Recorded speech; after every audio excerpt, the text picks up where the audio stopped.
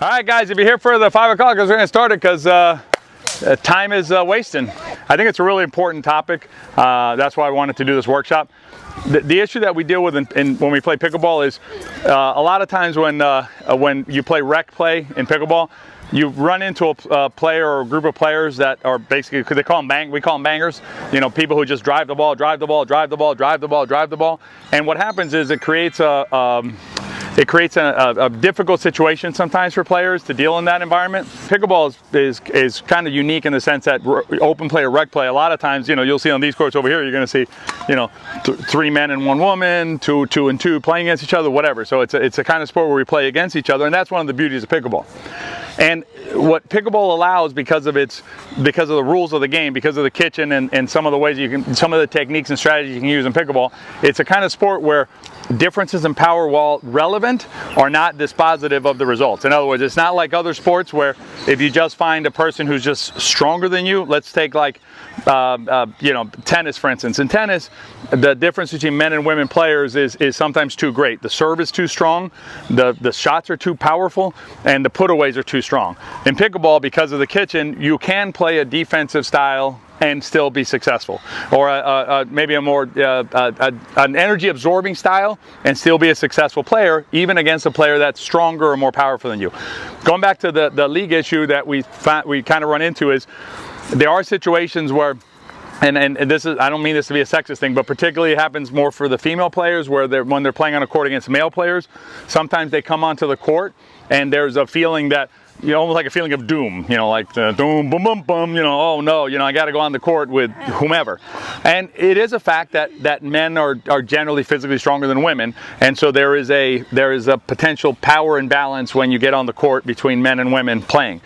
What I want to talk to you today and give you some techniques today about is how to neutralize that natural power advantage, if you will, or strength advantage that is normally conferred on men. Now, this is not exclusively a woman playing a man. It can be, you know, sometimes it's male player against male player, sometimes it's female player against female player. That happens too. The purpose of today's workshop is to talk about or to demo some things and talk about some techniques that you can use so that you can face an opponent that on paper or physically looking is a stronger, more powerful opponent, and find techniques to overcome that. Okay, let me pass out a picture real quick. There's a saying about the picture being worth 1,000 words. Everybody here is probably familiar with sumo wrestling as a sporting activity, as an activity. So sumo wrestling, the average weight of a sumo wrestler is 410 pounds or so, right? So sumo wrestling, as you know, is generally 2 large men, I don't think women do it, large men in a circular ring, basically, you know, pushing each other around, trying to throw each other.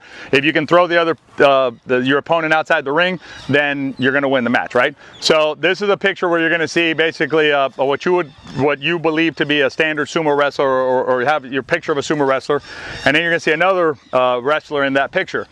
What's interesting about that picture, or those 2 wrestlers, is the smaller wrestler weighs about 200 pounds, 215 pounds. He's, I think, Bulgarian or Hungarian, I can't remember, but he's Eastern European, and he's actually the champion. Wow. Not the big guy, right?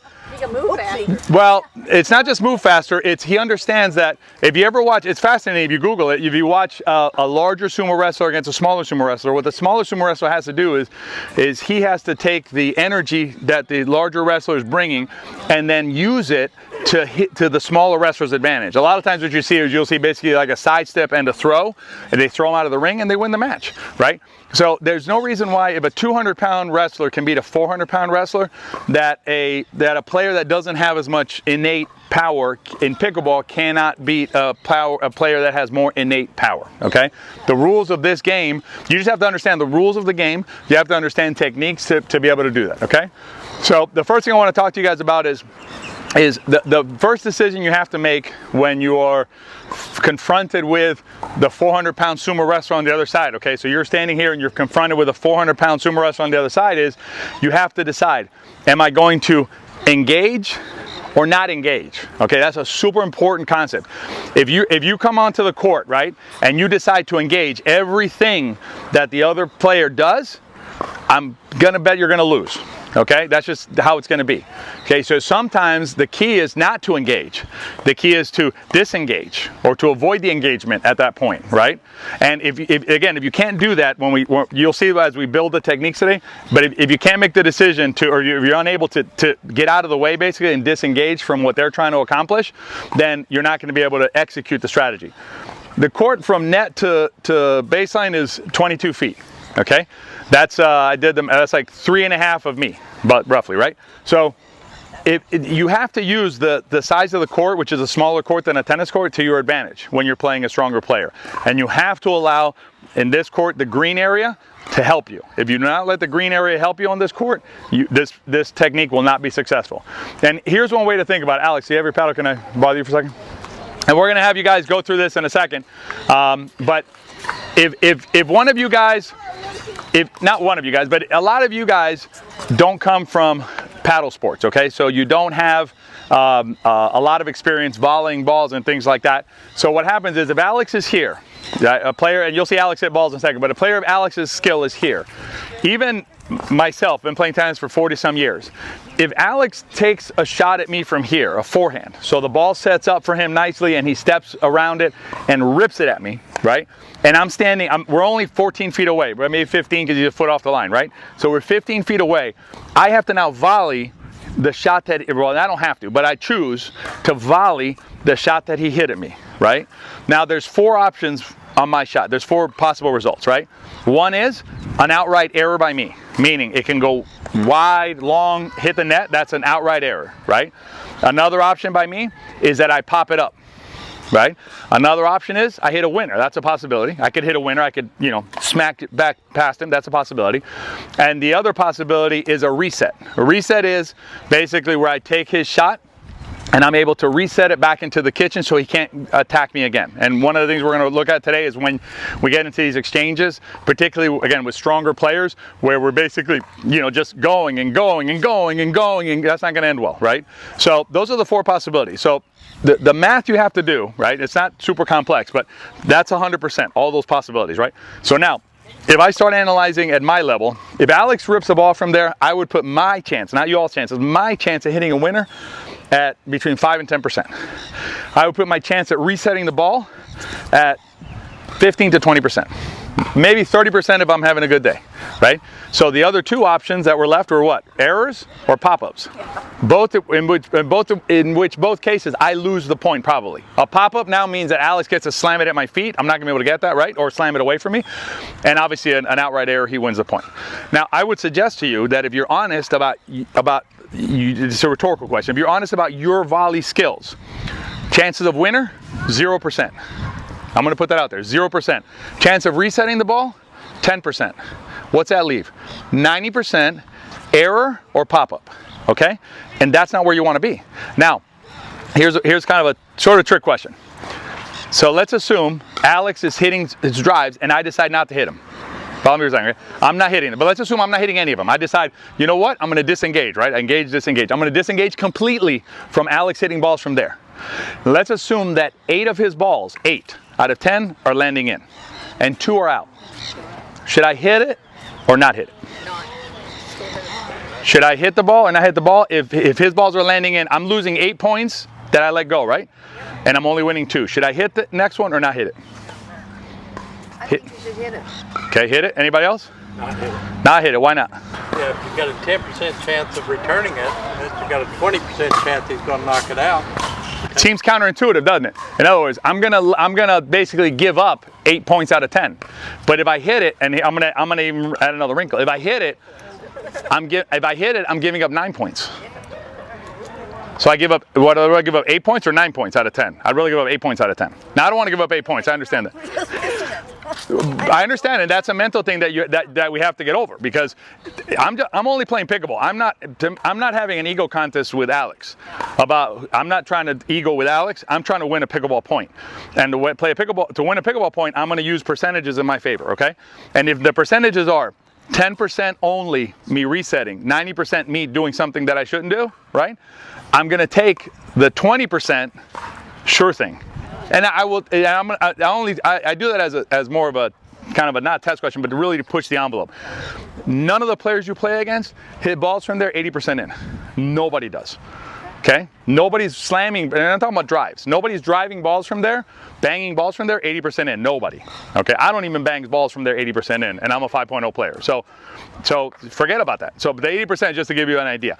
And the wrinkle, Tony, is that I'm only resetting, so I still lose points even after resetting. So resetting just means that I haven't lost a point. Doesn't mean I've done anything other than, oh, I didn't lose. Because then he drives the next one, and now I'm in the 90% world again. So anyway, so a really important concept here is to be able to disengage from your opponent in situations that where it makes sense to disengage. Now, let me take Alex to the baseline. So if Alex is at the baseline, you have a question? You have a question, Joe? Okay. If I take Alex to the baseline, you can do the same analysis here. Okay? So now the analysis is he drives the ball from there. Okay? Now, what am I going to do? I'm going to hit, and we'll work on this. I'm going to hit a block or a punch. Those are the ideas, right? Now, the question is, how many times can I successfully hit a ball when he's driving from there? Much higher. Much higher, right? And what are the chances that his balls are going in? Much higher, right? So when you do the math there, now if he hits it from there, I kind of have to engage. I don't really have a choice but to engage, because if I let them go, too many are going to land in, and here's the problem. So let's say from there 80% are landing in, but the problem is the math now is, well, first of all, I can't win a game that way, and if I volley it, I should get to the point where I can at least make it even, or maybe a little bit in my favor because of the next step, right? So the technique that we're gonna work on primarily is we're gonna work on, or that you need to work on, where I'm gonna show you how to do it, but you need to work on is, you're gonna work on a technique where you're basically going to neutralize a player like Alex, right? Neutralize his first shot, and then you're going to disengage. So you're going to engage when you have to, and disengage when you should. Okay, because that's the only way the only way really to be able to overcome the power disadvantage that you're in. The other thing that you need to work on is when you have a player who's banging, right? So if Alex is banging balls at me, you warm it up enough? All right. So if Alex is banging balls at me from back there, right? If he drives at me and I go like this, then, well, don't hit it soft. Yeah, don't hit it. None of the players you play against will do that. There you go, look. So he drives it, right? I block it, and then he comes in. You come in and drive the next one. So now he comes in and he drives it. Gotta drive it. Yeah, I'll show you. So I'll show you, look. So Alex, come in. So Alex is gonna block the first one, good. Alex is gonna block it, bring me in. You gotta get out of the way, Alex. Right, even that one went out. Which looked like it was going in, right? I mean, I thought it might go in. Yep. And I was like, oh no, I hit the wrong ball. But you know, went this high over the net. I was hitting from this high, and it still went out by, I think, what, 3 inches, 2 inches? Yeah, but maybe more, a foot. Okay? So the technique is basically that. The first thing we're gonna do today, guys, and this is where you need the eyewear, is we're gonna have 2 courts going. So feel free to go to whatever court. No paddles, so put your paddles against the fence. So here's what you're gonna do, right? I'm gonna stand here, Alex and Brian are gonna be on that court, and we're gonna go like this. You just gotta let them go, that one's in, right? You're just gonna get, what I want you to get used to is try and just watch the ball go past you, right? So get used to how these balls are, not all are going to go out, okay? And that's the other thing I wanted to address. So somebody said something about, thank you, Lord, about I don't want to miss the ball or something like that. Listen, you're going to let out balls go, and they're going to land in, 100% sure. Some are going to land in. I get chided by my friends all the time because I'm Mr. Let the ball go, right? But I guarantee you that when I keep track of them, I'll give you the beautiful shot you hit. The other day I let one go and it literally landed like inch in the corner. Good shot, right? But I'd already gotten 2 points from letting other ones go. So I'll take 2 to 1. I get better than 2 to 1 on my letting out balls go. But I'll take 2 to 1 on my out balls go, rather than trying to intercept balls that I shouldn't be intercepting, okay? And the other thing is this, guys, out balls is the easiest way to get a point. Easiest way to get a point. So if you guys want to do it, let's go. Some on that court, some on this court, and just rotate in, no paddle. I have a question. Yeah. It's okay to, if he gets nervous, it's okay to do that? Okay, so how to get, let me address that since Lori asked it. You can duck out of a ball however it's comfortable for you. I'll give you a technique though. If you're playing a right-handed player, so Lori's a right-handed player, right? So if Lori was going to drive the ball from there, right? I have 2 choices in terms of how to get out of the way. I don't have any eyewear, so I don't hit it. I have 2 choices on how to get out of the way, right? I mean, other than ducking. I'm going to roll this way, or I'm going to roll this way, right? Now, if I'm playing, I would say 90% of the time for you guys, since you're playing mostly right-handed, your best option is to roll to your left, because a right-handed player normally pulls the ball. The other day I was playing against Jill, my wife, and she has a two-handed backhand, right? And which makes, it's a left-handed shot essentially, right? So it's coming from this side for Jill, and so I was up there and I knew it was going out, but I rolled the way I always roll, and it hit me because she pulled it, or you know, it came across her body and pulled it into my body. There you go, Joe. That was barely in. Barely in. You don't worry about out. being or not. You're just making the practice. But try not to move too much, Joe. I want you to get the feel, and Dan, try not to move. Right, I want you to get the feel of how these balls are going. Don't worry about that. Just get the feel of that was barely in. Nice hit, Tony. You know what the problem is? You're rolling to your left, and I'm left-handed. Yep. Or I'm too good. There you go. Out. Out. Out. But here's the key. It doesn't matter. Right. It doesn't matter. If you're worried about it going in or out, Feel bad that I but if you're worried about it, then you're never gonna. You're always gonna second guess yourself. Yeah. You make the decision at the time you make the decision, and whatever happens, happens. Now, if you're continuously making the wrong decision, then you make an adjustment. But you can't be like, oh, that one went in, so I must have been wrong. No, because the decision you made was at the moment that the ball was hit. They look sexy, don't they? I'm right-handed. I'm probably gonna Probably going to come in with my right your shoulder. best. That was definitely out. Okay. That was going out, Bob. All right, switch. Bob's gonna be like, what the hell? Well, you're bending into my shot. Yeah. What you want to do, okay, guys? I need a paddle in my hand to get the right. Yeah. If you want to get out of the way, guys, what you have to do is right as you see the player hitting the ball, get up on the balls of your feet and just get ready to go. Because just doing this, a lot of times not gonna be enough. So you want to be able to actually pivot out. Hit it right at me, look. Feel the ball as it passes you. I want you to get used to, like, okay, I can let those go, right? The purpose of this thing, that's why you have no paddle in your hand, because I don't want you to even go like. You want us looking at the height. Well, I want you just feeling like that's okay to let it go. Look, oh, no problem, nothing happened, nothing big deal. Let them go. Here we go. I don't want you. Thank you. Ready? In or out? I was out. I was out. So this is going to add up. So I just hope when you go to rec, league, whatever, when you watch a ball out, you said, you're going to look now, see if it's in, so your partner can go, that ball was in. You thought it was out, and it's a win by watching it, and it'll come. By making the decision at the time you make the decision, that's all you can do.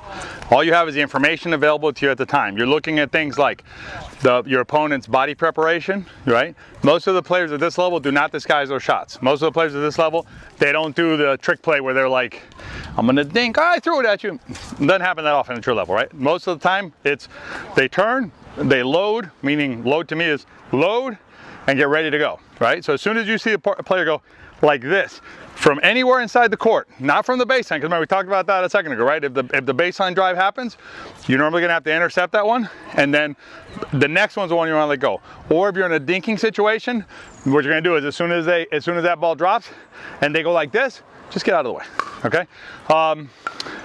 The end objective, right, of what you guys are trying to accomplish is you guys are trying to accomplish bringing them into your world, okay? You want to take what they want to do and negate it, right, by neutralizing it, and then bring them into your world, which is a softer, gentler world, right? So you're going to play a softer, gentler game, and then if they decide to go hard again, fine, you disengage. Okay, so that's the way you're going to beat a harder player. You are not going to beat a power player. Most of you are not going to beat a power player by going power to power, standing toe to toe with a power player. Okay, it'd be like I don't know, Muhammad Ali and George Foreman or something like that. Foreman had a bigger shot. Ali could move faster, so Ali, you know, he did what he did. He's not going to stand over Foreman and go, okay, you hit me, I hit you. You hit me, that's stupid, right? So your technique is going to be you're going to dance like a butterfly and sting like a bee, right? So you're going to dance, then you're going to sting, and then you dance, you're going to sting. That's how you're going to play, okay? And then you're going to use their power against them by letting those balls go. Let's do a combination drill. This one's a little more complicated. Brian, can I borrow you for a second? Drive all balls, just like a rec player. So my objective here is I'm going to try and draw him into my world, right? Which again, this if you guys work with me before, you know that I like keeping him back. I'm a fan of keeping him back, right? An exception to the keep them back idea, which should be 90% of the time, is when you're playing somebody who can effectively, critical word, hit him hard from back there. Some players can't even do that. If they can't do that, just let them hit it long and let it go. But you know, you will run into players in rec centers and other areas that can hit good drives from the baseline. So what I want to do there is I want to absorb his first drive.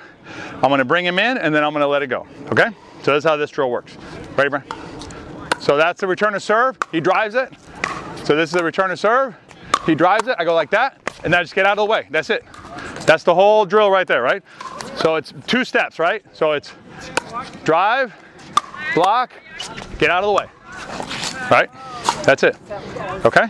Because the players you're playing, guys, cannot make an adjustment there. Most of those players cannot get there and go, oh, I don't want to hit it anymore. You know, I'm gonna, and now if they start doing that, right? Now they're in your world. Now they're in the soft world, right? Now, if they do that, and stay there, Brian, stay there. So let's say they dink it from there. So they dink it from there, and then they come up. So, Brian, in fairness, Brian hasn't had a chance to dink right now. So he dinks it from there, right? And then he comes up to the no volley, and now we're dinking. No, let's dink for a little. So now let's say he wants to play with me a little bit, right? But I'm a better dinker than him, right? Not literally, but in this scenario, right? Because I've worked on my dinking, so I'm going to move him, right? And I'm going to move him, and then eventually, what Brian's going to do, right, is he's going to drive it, and I'm going to get out of the way, right? If it lands in, I don't care. Perfectly fine, right? But more often than not, if he drives that ball is going out. Okay, that's just life. Okay, so Brian, the Brian player, the driver will have 2 choices in their world, which will be one, on this next ball, they're going to drive that ball 100% of the time. Okay, now this one, they're going to have a choice. They're going to be faced with a choice. Do I drive it? And the angles don't work, guys. If you want to, you can do this later. Go stand there. Don't do it now because there's no time. But stand there. Get on your knee from where the ball's being hit and look. And you tell me how much of that court you can see from where the ball is over the net. In other words, how much of the clearance is. Like right now I can see all the court, right? Here I can see the court, here I can see the court. If I put my eyeballs down here, I can't see any court. You know, on top of the net. Everything's under the net, right? So I'm either gonna hit the net or it's gonna go fence or green, okay? So what we're gonna do now, guys, is that drill, but we're the drivers. So you guys gonna be there again. So basically you're gonna drive one at him. And let me just, we don't have time, this is a workshop, so I can't teach you how to volley. But the technique for the block volley is this. The technique for the block volley is you just hold your paddle, usually in a backhand position, spine like this, soften your grip, absorb the energy. Now, a couple of things can happen. One is, give me a drive, Brian. One is, give me like a 70% drive from back. So one option is, if I do it really well, right, then I might hit it like that, right? In which case, point's probably over, right? Or if it goes a little bit long, right? Oops, no worries. If it goes a little bit long, right? If it goes to where, that's probably a winner too, right? But if it goes a little bit long, right? Like that, that's the one I'm getting out of the way, right? That's the one I'm getting out of the way of, right? Joe's playing with danger here. 1 point. Because I don't know how to do anything else. I'm a banger, right? So all I'm going to do is I'm going to bang everything like a crazy person. Nice. Got to let that one go, Colette. Hit the fence. Hit the fence.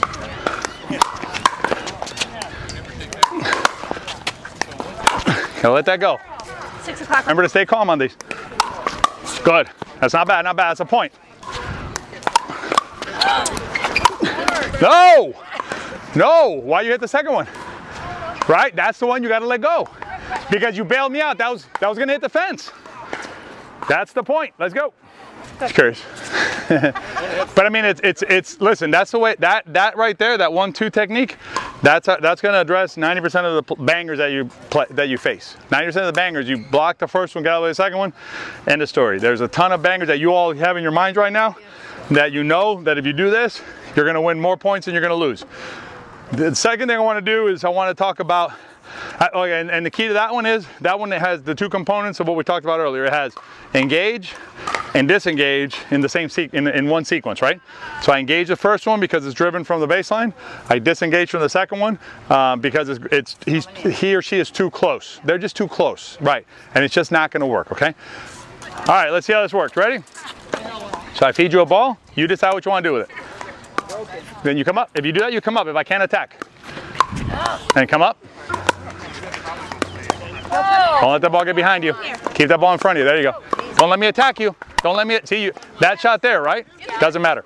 That shot there. You don't want to count on me missing B's because I'm not gonna miss any of them. When you get that ball there, if you go, you're gonna get popped again. You have to reset that ball. Next. Oh, we got tricky. All right, guys, stop for a second. Listen to this. Hey, guys, listen up. Listen up. Guys, there was a good example there. If you get a ball that's attacked at you and you counterattack it, you're gonna lose. You can't counterattack from there. You just reset from there, okay? We're the bosses up here right now, okay? Until you get up to the line. Bounce in the kitchen. Don't let me get on the air. Good idea, though. Stay back. You haven't earned a move up yet. Air. You go to bounce. Better. Move up, move up. Let me catch it in the air. Good get, good get. Move up. Good, good, good, good. All right, switch. Let it come to you. Here we go, Colette, here we go. Don't battle me from back there. Uh-oh, uh-oh. Don't battle me from, good, move up now, move up now. Bounce again. Good. Good. Switch. Again, Adrian. All right, guys, what a lot of you guys are doing, and that's why I wanted to stop you because I'm seeing too much of this, is a lot of you guys are trying to hit these balls. You don't want to hit these balls. You want to throw these balls, okay? Here's the difference. Don't hit the, just work with me on these. Just nice and easy on these. So this is a hit shot, right? A lot of you guys are like, I'm going to hit it in the kitchen, right? I'm going to hit it in the kitchen. That's super hard to do. What I want to do is I want to throw it in the kitchen. So right now, I just throw it in the kitchen. Real simple. All I do, throw it in the kitchen. That's all I'm doing, right? All I'm doing is throwing it in the kitchen. I'm not hitting these, so I'm not trying to, like, you know, hit him, right? All I'm doing is I'm lifting him and throwing him in the kitchen, right? Right? I'm throwing him in the kitchen. That's all I'm doing. Now, here's the thing. So if I move, right, the key is everything's very compact. Now I'm going to move in, right? Now be a little more aggressive. Now she's going to be a little more aggressive with me, right? So I'm going to throw it. I'm going to take a step, right? So I'm going to throw it. I'm going to take a step. I'm going to throw it. I'm going to take a step. Right? Everything's very calm. Everything's very calm, right? She can't hurt me as long as I'm just throwing them up in there, right? So all I'm doing is, I say I'm here. I just throw. Uh-oh. But that's okay, right? Because I didn't move, right? So she's trying to beat me, and I'm just denying her, right? But I'm not doing anything fancy. I'm just lifting the ball. I'm just throwing those balls, right? Nothing fancy, just throwing them, right? Just throwing them. Huh? Can you still do that lift? What's that? Really whacking the ball? Go whack a ball at me, Joe. Joe, go whack a ball at me. Lori, Joe's coming in to whack a ball at me. That's the whole point of this technique, Joe, is that it neutralizes power. You ready? Do whatever you want. Here, you feed yourself the ball. I don't care. Feed yourself the ball, Joe. That's the other problem you got is that the net's going to hurt you too. Go ahead, feed yourself the ball.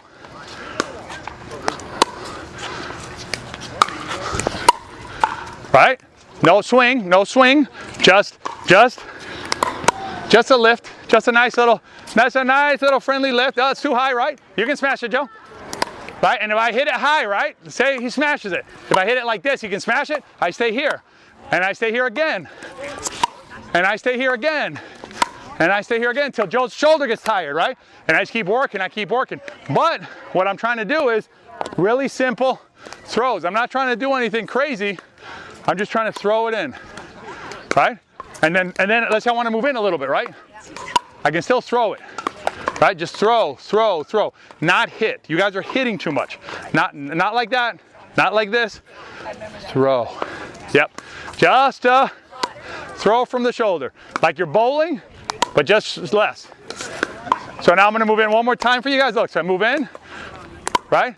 Little throw. I miss, it's okay. As long as I'm throwing it, because I can always adjust the length of the throw, right? Good joke. Can't hit it soft all the time. They look sexy, don't they? Right. That's probably the best. That was definitely out. That was going out, Bob. All right, switch. Bob's gonna be like, what the hell? Well, you're bending into my shot.